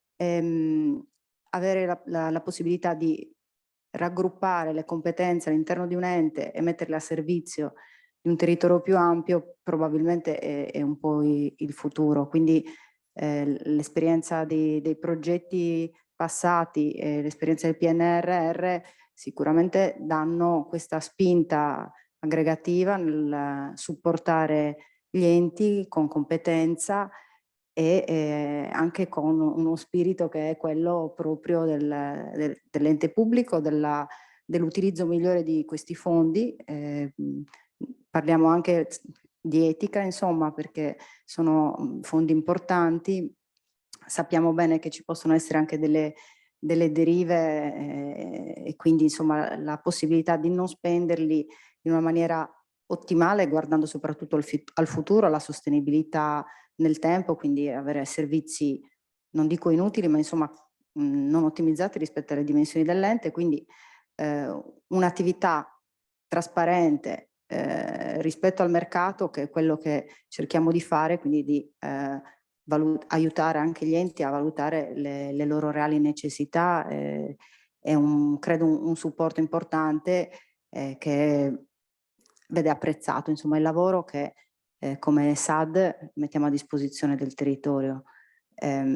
Quindi adesso sentiremo il Dipartimento, perché tutti pendiamo dalle loro labbra, siamo in una fase avanzata dove si parla anche già di rendicontazione, quindi dobbiamo ringraziare ovviamente tutti gli attori, dalla Regione al Dipartimento, per come dire, il supporto, ma anche, voglio dire, il canale è sempre aperto, perché sappiamo e siamo tutti un po' sulla stessa barca che gli avvisi sono stati, diciamo, emanati e non tutto era chiaro, non tutto era scritto, anche perché le situazioni e noi che siamo proprio, come io dico, con i piedi nel fango, conosciamo, ovvero una grandi peculiarità che non trovavano sempre rappresentazione all'interno dei bandi, quindi è stato un lavoro in progress da una parte e non è finito. E quindi insomma anche noi in questi incontri che facciamo, l'ufficio PNRR, non c'è niente di scolpito nella roccia, quindi nel senso monitoriamo le evoluzioni dei bandi, dei chiarimenti, è un lavoro continuo ed è sicuramente più facile se lo facciamo tutti insieme. Grazie. Grazie Laura, ne approfitto anche per chiedere a voi tre che siete presenti di anche in futuro di illustrarci il progetto della cybersicurezza del SAD di Vicenza, che mi sembra un'esperienza importante condividere con tutto il territorio. La sicurezza è un tema che è sempre più importante anche e soprattutto nell'erogazione di servizi, e quindi potrà essere occasione di fare qualcosa insieme a illustrare tutto quel lavoro che state facendo sul territorio come esperienza da condividere. Niente, diamo la parola adesso al Dipartimento. Partirà Antonio Candiello e ci darà la situazione di Vicenza e tutte le indicazioni nuove che ci potranno essere utili per chiudere i bandi in maniera positiva. Prego Antonio, se devi anche condividere qualcosa. Sì.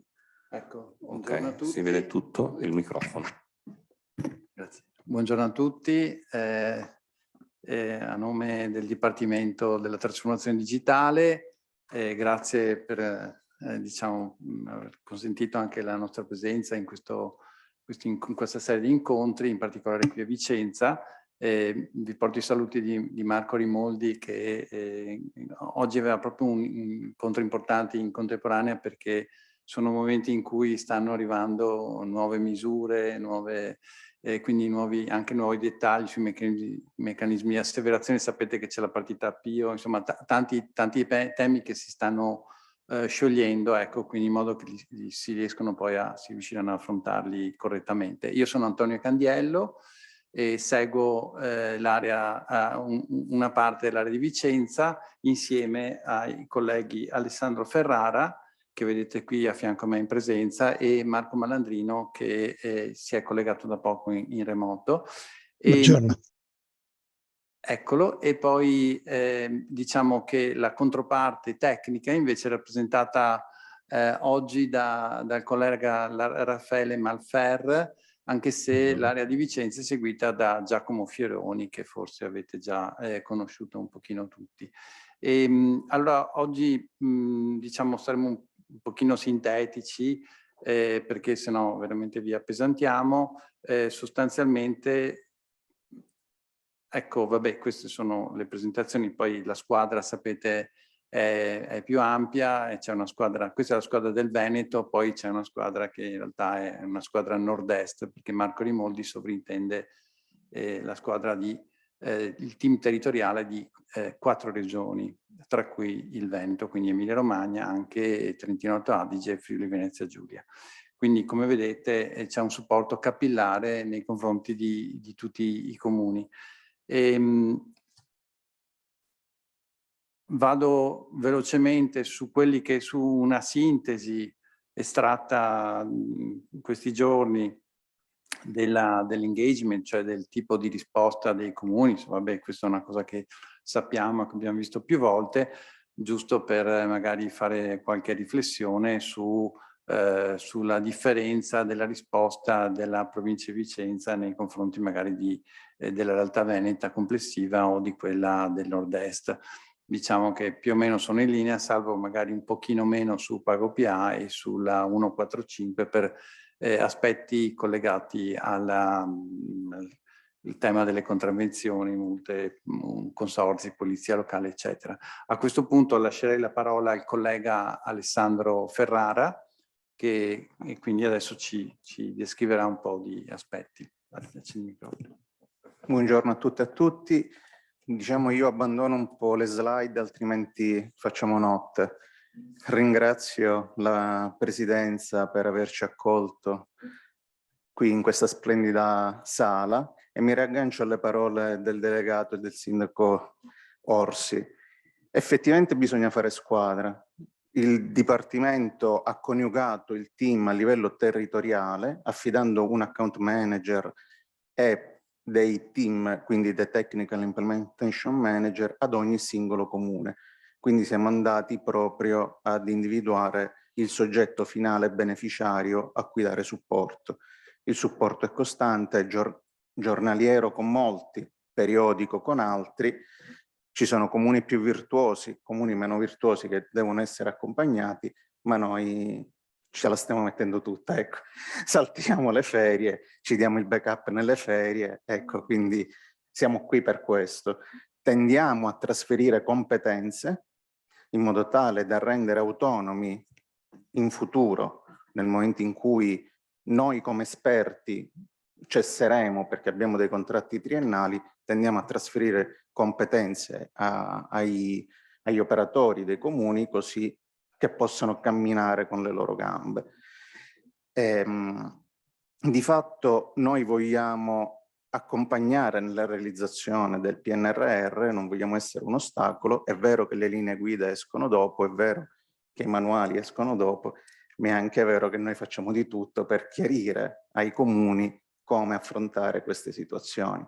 Per cui considerateci un'ulteriore risorsa all'interno dei vostri enti e non semplicemente dei cani pastore, perché a volte siamo magari individuati così. Non è quello il nostro compito.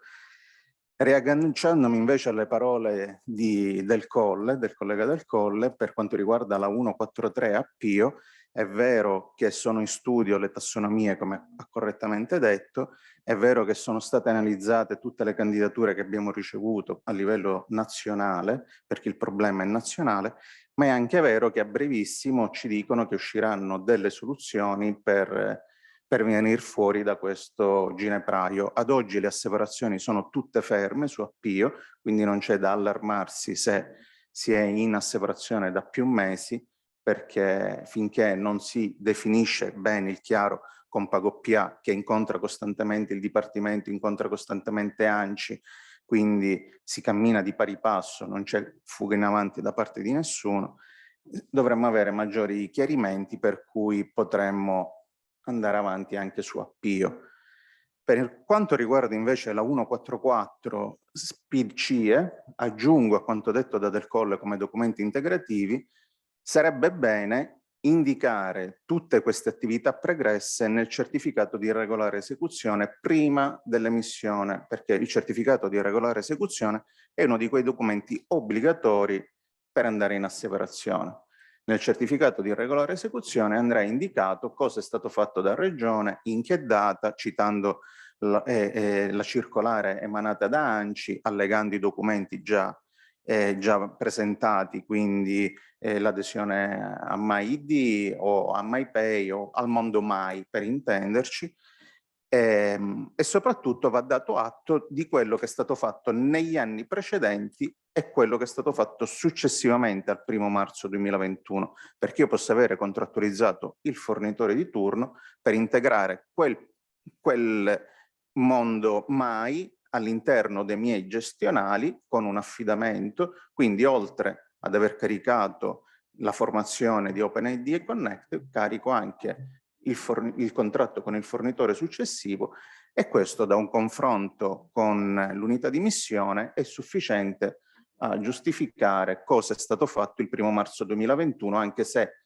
il contratto che si carica generalmente ha una data successiva perché il fornitore è stato contrattualizzato successivamente.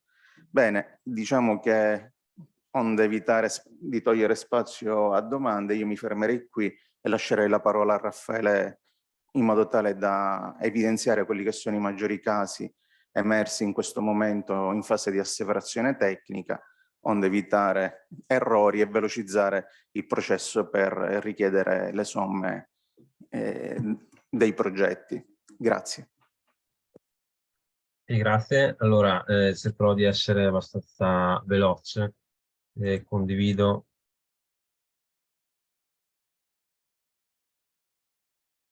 No, non si vede un attimo.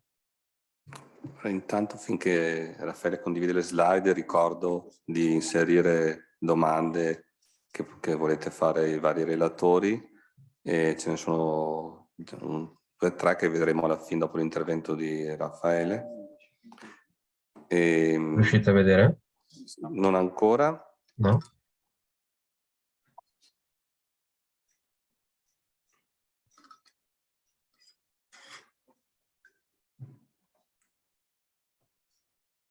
Ecco, sta arrivando. Bene. Se metti in modalità presentazione. Ok, perfetto, grazie. No, mi dà qualche problemino di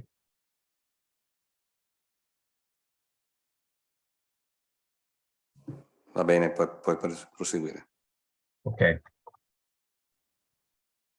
Vado veloce fino alla mia parte. Ok, allora, stato di attuazione, quindi vi parlo sia in veste di consulente che di asseveratore, perché come dipartimento svolgiamo entrambe le attività.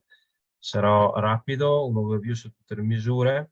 Mi preme sulla 145 ricordarvi che adesso, da qualche giorno in poi, è stato cambiato l'acronimo, la sentirete chiamare come SEND per evitare il bisticcio tra PND, che era piattaforma notifiche digitali, e PDND, che invece riguarda l'avviso 131. Quindi SEND riguarderà la piattaforma notifiche digitali. Allora, un'attenzione che mi sento di segnalarvi è alla possibilità che quando andate in asseverazione con le vostre misure, l'asseveratore metta la candidatura in stato parziale. Attenzione, perché questo fa partire il cronoprogramma, quindi voi verificate sempre puntualmente le notifiche in piattaforma. La piattaforma è stata aggiornata in modo che anche l'account manager e il technical implementation manager di riferimento riceva la notifica con la richiesta di intervento da parte dell'asseveratore. Voi a vostra volta, mi raccomando, tenete sempre monitorata questa parte per evitare di far scadere il cronoprogramma, per dare puntualmente le integrazioni richieste. Salto qualcosa perché altrimenti andiamo troppo lunghi. Per quanto riguarda il passaggio in cloud, vi invito, laddove sentiate questa necessità, magari di valutare una pre-asseverazione insieme a noi, in modo da arrivare preparati a quella che sarà l'asseverazione effettiva, soprattutto nel caso di passaggio a un SaaS dove c'è anche una video call. Possiamo darvi qualche suggerimento. Mi raccomando di preparare in anticipo la forma di conformità tecnica e eventuali addendum ai contratti. Cosa intendo? I contratti per ogni servizio che presentate devono fare riferimento esplicito a qual è l'applicativo e a qual è il servizio di riferimento. Questo a dettaglio. Nell'eventuale passaggio a destinazione IaaS o PaaS, che il report di terze parti sia completo, che faccia un chiaro riferimento alla situazione di partenza e quella di arrivo, in modo che di velocizzare il tutto ed evitare un ping pong tra asseveratore e ente che farebbe perdere tempo a tutti. Quindi anche qua, se avete dei dubbi, contattateci per tempo, appunto simuliamo un'asseverazione insieme. Un rapido passaggio, Stefano De Colle qua sulla 141 vi ho spiegato tutto in maniera molto esaustiva. Quindi c'è una parte di cittadino attivo, che è il sito vero e proprio, e una parte di flusso di servizio, scusate, cittadino informato, che è il sito, e cittadino attivo, che è per quanto riguarda i servizi attivabili all'interno del sito.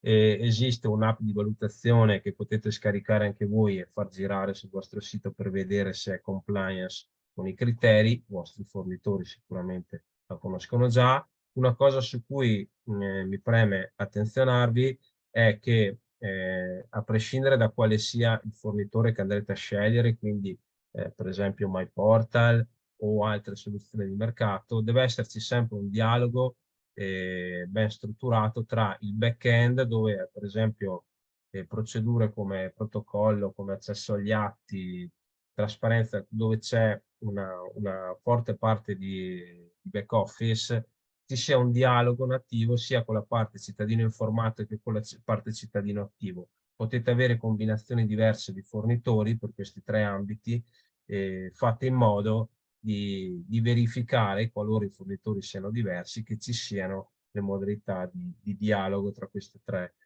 parti. Ovviamente MyPortal, prima abbiamo capito in che modo già garantisce questo tipo di connessioni. Come potete vedere, dovete manifestare l'eventuale interesse alla regione, che vi supporterà nel caso vogliate accedere a questo tipo di soluzione.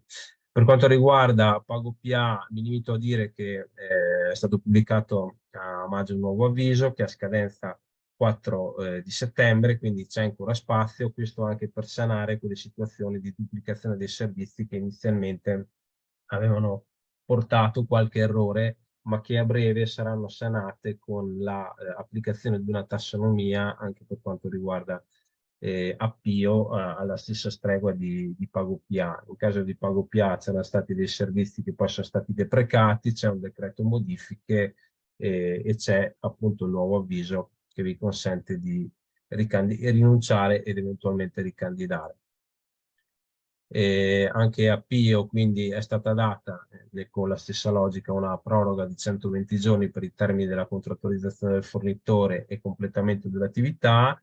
Qua vi invito ad andare a verificare la coerenza dei servizi candidati qualora l'aveste già o siate in fase di completamento o aveste già candidato. Verificate con le nuove linee guida se ricadete in uno dei potenziali problemi di servizi duplicati, perché siamo pronti anche qua a darvi supporto e a brevissimo ci saranno informazioni da parte del Dipartimento per andare a sanare eventuali situazioni. Domani c'è un importante tavolo di aggiornamento anche con PagoPA, a seguito del quale speriamo proprio di avere queste news che a breve andremo a comunicare. Per quanto riguarda la 144, quindi SPIDE-CIE, il punto 4 mi soffermo soprattutto il piano formativo per chi sceglie di andare verso soluzioni di protocolli SAML 2 anziché UDC. È previsto un piano formativo di almeno 25 ore indirizzato a tutto il personale che si occupa di digitalizzazione, in special modo indirizzato agli RTD, perché c'è una parte, è vero,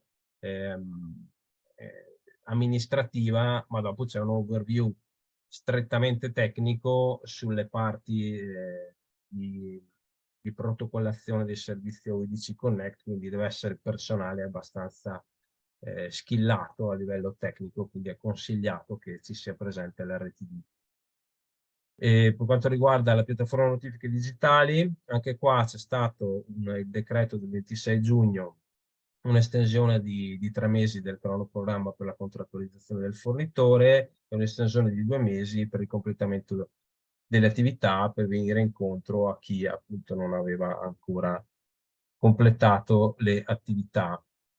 E per quanto riguarda la 131, quindi piattaforma nazionale digitale dati, anche qua c'è stata una proroga di 60 giorni per la contrattualizzazione del fornitore per dare incontro a chi ancora ha avuto qualche difficoltà. Vi suggerisco di consultare sul sito della piattaforma i 5 casi d'uso: welfare, protocollazione, dati geografici, albo pretorio e trasparenza, per i quali sono già previste delle attività da cui prendere spunto per quanto riguarda questa candidatura. Siamo in chiusura, quindi interromperei la condivisione. Vi riporto ovviamente i saluti del collega e le scuse del collega Giacomo Fioroni, che è impegnato a Roma su un altro tavolo, che comunque ha chiesto a me di intervenire. Non so se Marco Malandrino, collega, aveva anche lui una parte di intervento, dammi conferma gentilmente. Ciao a tutti, ciao Raffaele, grazie. No, visti anche i tempi, non andiamo con altre slide, solo per un saluto. Comunque vi ringrazio anche di queste occasioni, cerchiamo il più possibile di essere vicini e partecipi per raccogliere anche in queste occasioni eventuali spunti, pur sapendo che comunque, come diceva giustamente Alessandro, il collega prima, noi cerchiamo di presidiare senza soluzione di continuità durante anche tutti questi periodi, perché le scadenze ci sono tante e è importante insomma che i comuni abbiano sempre una spalla, un punto di riferimento. Grazie. Grazie a tutti. Comunque allora Raffaele è stato molto, molto sintetico. Se qualcuno volesse vedere un intervento su un po' più esteso, l'ha fatto ieri a Venezia, quindi potete guardare l'intervento che metteremo a disposizione sulla Maestra registrato. Vi ricordo che tutti gli interventi, tutti gli eventi della Regione del Veneto sono disponibili sia nella My Extranet che nel canale YouTube di Agenda Digitale, e voi trovate tutti i precedenti eventi se non li avete seguiti, e potete anche avere vari approfondimenti fatti o da Regione o dal Dipartimento. Passerei alle domande che ci sono finora pervenute. Allora, sull'avviso 144, sul portale non compare il mio comune come service provider pur avendo attivato MyD sia per accesso a prodotti regionali sia a terze parti. Il fatto di non essere in elenco può causare problemi in termini di asseverazione. Confermate che il comune non deve fare alcuna azione con IPZS. Allora, sulla prima domanda chiediamo al Dipartimento. Sulla seconda, se vuoi già rispondere Stefano, mi sembrava che da quel punto di vista il comune non dovesse fare nulla per l'IPZS. Esattamente, non deve fare nulla.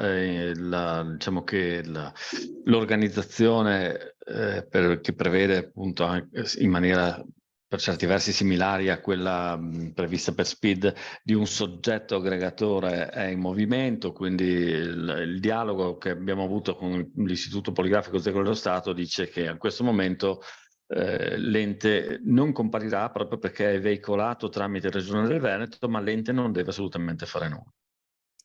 Invece per quanto riguarda l'asseverazione, se non compare questa informazione, Raffaele, c'è un modo di...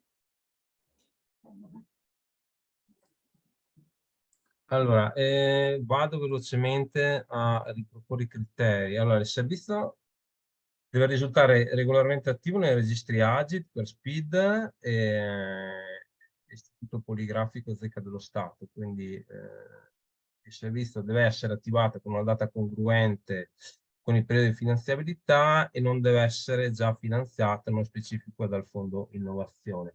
Qua allora il comune non... Se cita un portale, Federazione Servizi Ministero dell'Interno, non deve fare alcuna azione con l'Istituto Poligrafico Zecca dello Stato. No, in realtà il Zecca dello Stato dovrebbe risultare già regolarmente attivo. Magari se possiamo raccogliere la testimonianza in modo che poi approfondiamo direttamente la cosa. Allora, dovrebbe essere Stefano il comune di Treviso, se puoi anche verificare anche tu, poi facciamo avere al collega le informazioni. Sì, grazie. Ok, poi chi all'interno di ciascun comune dovrà fare il corso di 25 ore per l'avviso 144? Beh, Raffaele aveva già dato delle indicazioni, ha detto insomma non solo l'RTD, o comunque l'RTD non è la persona più indicata, in senso che il corso è molto tecnico, però insomma in generale mi viene da dire tutti coloro che l'ente ritiene sia utile abbiano queste informazioni di base sul corso. Ne approfitto anche per dire una cosa che è uscita stamattina, che ha segnalato ANCI, e cioè che viene chiesto all'interno della piattaforma PA digitale il numero di partecipanti. C'è scritto numero medio, cioè in realtà non è un numero medio, sarà o numero o non è, insomma, quindi ecco tra questi probabilmente anche discutendo tra di noi dicevamo se non saranno numeri alti, insomma potrà esserci il comune che ha fatto fare solo il tecnico ed è uno, e qualcuno invece che ne aveva non so, anche 15 persone, perché insomma l'ente aveva un'estensione, insomma un numero di personale molto più elevato, però insomma il numero medio a noi non riusciamo a capirne insomma il senso, quindi anche su questo se il Dipartimento può fare un piccolo approfondimento per aiutare i comuni a compilare quella parte insomma della domanda, dell'asseverazione. Poi, in un'ottica di lavoro di team tra le varie amministrazioni pubbliche, chiedo se è prevista la possibilità che la Camera di Commercio di Vicenza di poter scegliere un diverso intermediario tecnologico, ad esempio Regione Veneto per Pago PA. Questo diciamo esula dal PNRR. Comunque sì, nel senso che ci sono già comuni che hanno integrato MyPay come diciamo sistema di pagamenti all'interno del portale imprese in un giorno. Avevamo fatto un paio di incontri con un tavolo specifico che riguardava proprio integrazione in SUAP diciamo di MyPay. Chiedo alla collega di eventualmente, se è interessata per capire l'esperienza che è stata fatta, di mandarmi una mail a cluster.coalizione@regione.veneto.it. Federica, se puoi mettere la mail in chat, così eventualmente per chi fosse interessato a partecipare ai prossimi incontri su quel tavolo di lavoro potete farlo. Comunque tecnicamente si può fare e Camera di Commercio offre anche il servizio per fare l'integrazione, per fare una richiesta, c'è una piccola procedura. Ci sono novità in temi sul bando notifiche digitali per i comuni che sono, scusate, che sono in convenzione con il servizio di polizia locale. Questo penso è il solito tema. Ci sono comuni che hanno il servizio di polizia locale diciamo, fatto in sinergia tra più comuni, c'è una convenzione. Diciamo che mi sembrava che nelle slide, magari Raffaele, tu sicuramente ce l'avevi scritto, era che l'ente che emette la notifica deve essere proprio quello che chiede titolare. Deve essere, esiste il principio di titolarità, cioè il mittente dell'atto deve coincidere con il soggetto attuatore, ovvero il singolo comune, anche se questo non è il soggetto che incassa. Non so se ho risposto alla domanda. Sì, quindi il tema è sempre lo stesso, insomma, nel senso che deve essere emessa dall'ente titolare. Comunque la risposta alla dottoressa Trentina no, non ci sono novità, è ancora un work in progress capire come si svilupperà e come si svolgerà il tema del servizio polizia locale, perché è un comune che seguo io e quindi mi sembra di capire che è un po' il tema che abbiamo discusso in questi mesi. Ecco, no, non abbiamo ancora novità. Ok, non vedo altre domande. Se qualcuno dei presenti deve porre la domanda, segnalatecelo. No, mi sembra di no. Io direi che se non ci sono altri interventi, direi che possiamo anche chiudere qui la giornata. Intanto ringrazio tutti i presenti. Io, se posso, vorrei aggiungere, visto che abbiamo ancora 10 minuti, abbiamo saltato la slide. Certo. Le ultime 2 settimane di luglio e il mese di agosto sono densi di scadenze. Vi invito, così come segnalato da me e dai colleghi account manager, a controllare in piattaforma quando è la prossima scadenza ed eventualmente chiedere una proroga se riteniate di non arrivare a soddisfare, diciamo, il tempo non vi fosse sufficiente. Basta, soltanto questo. Grazie. Sì, possiamo aggiungere a questo punto delle proroghe, secondo me è un tema interessante. Insomma, che le proroghe fino a 30 giorni sono accettate, le prime 2 senza poi dettagliare, così esatto, cosa mi sembra interessante. La proroga di 30 giorni viene concessa automaticamente. Sullo stesso avviso si possono chiedere più proroghe di 30 giorni, le prime 2 proroghe sullo stesso avviso vengono date automaticamente, la terza proroga di 30, anche se di 30 giorni, va motivata. La motivazione poi va al vaglio dell'unità di missione di Roma, la quale ad oggi non ha mai rifiutato una proroga di cronoprogramma sia nella contrattualizzazione sia nella realizzazione del progetto, per cui non ci sono criticità. Volendo si può chiedere una proroga superiore ai 30 giorni e inferiore ai 90 giorni e viene valutata autonomamente dall'unità di missione. Superiore ai 90 giorni anche l'account manager dovrà dare un suo parere sulla congruità di questi giorni richiesti. Generalmente chiedendo 60 giorni in questo periodo festivo e vacanziero si va tranquilli, perché arriviamo a settembre per poter affrontare serenamente, con mente un po' più fresca forse, le scadenze.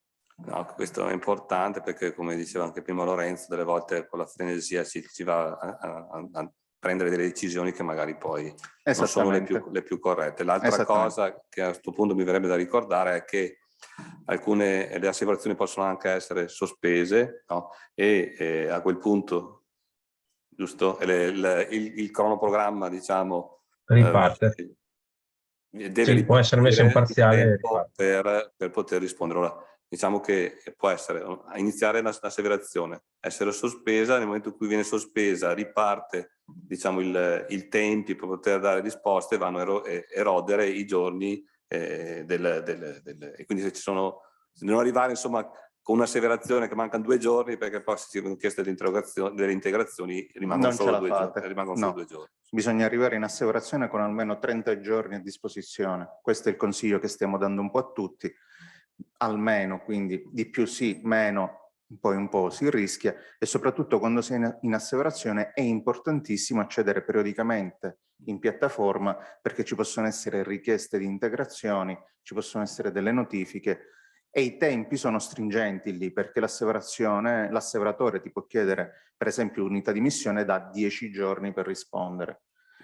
Gli asseveratori tecnici danno magari un po' di più.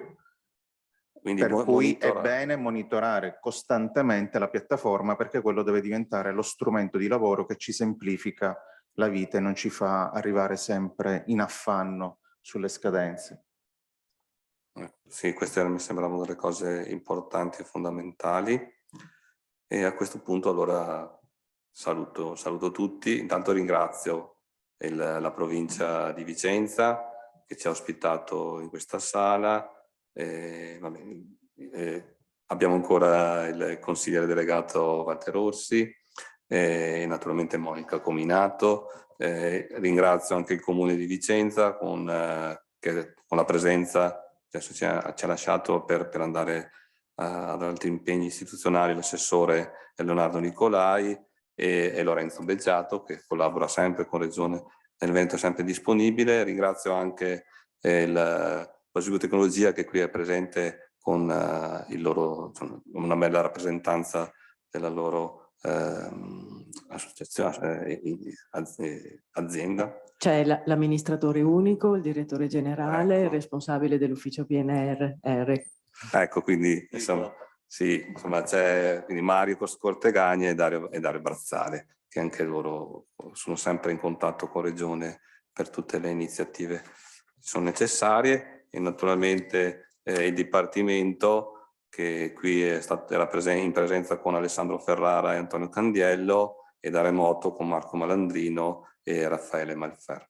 Grazie a tutti. Ricordo, per chi volesse, il 27 c'è un incontro con PA Digitale, un'azienda di siti del territorio che presenterà i servizi che possono erogare come supporto sui prodotti regionali.